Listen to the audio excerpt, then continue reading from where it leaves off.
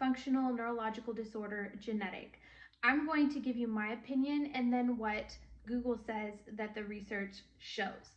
My opinion is that I don't know, but there very likely could be genetic contributions because both of my grandfathers had nervous system problems. My maternal grandfather had seizures, and he had chronic seizures. And even though he was part of a study and seized while in the examination, they couldn't ever figure out a reason for the seizure, which means it probably was non-epileptic.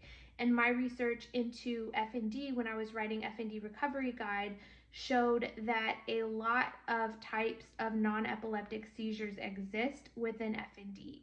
And the main thing is that FND doesn't cause epileptic seizures, although you can have epilepsy and FND at the same time.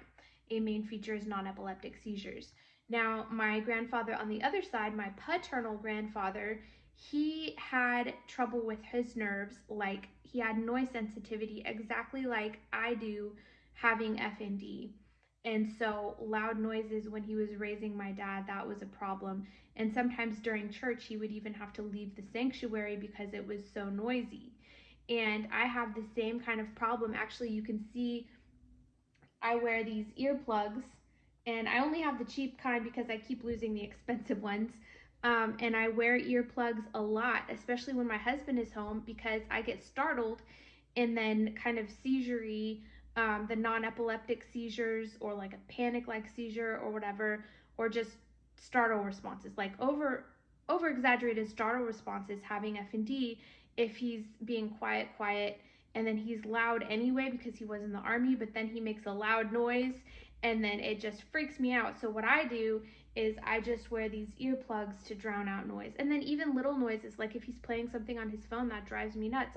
So just like my grandfathers, I'm seeing similarities between my maternal grandfather who had seizures and my paternal grandfather who had noise sensitivity.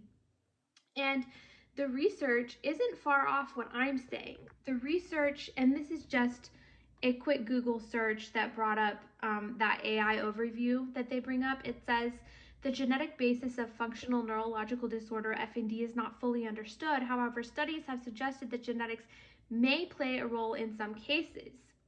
Evidence for a genetic link. Family studies have shown that FND can run in families. Certain gene variations have been linked to an increased risk of developing FND.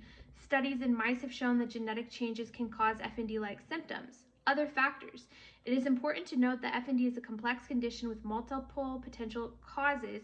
Genetics is likely only one factor that contributes to its development, and then it just keeps on going. So I'm going to say that just because you have FND in your family probably doesn't mean that you would get FND, but I think like anything else, you might have a genetic weakness towards certain kinds of disorders. You know, if certain things were to happen to you, your genes might express in this way and you might get this sickness. I hope that answers your question. Is FND genetic?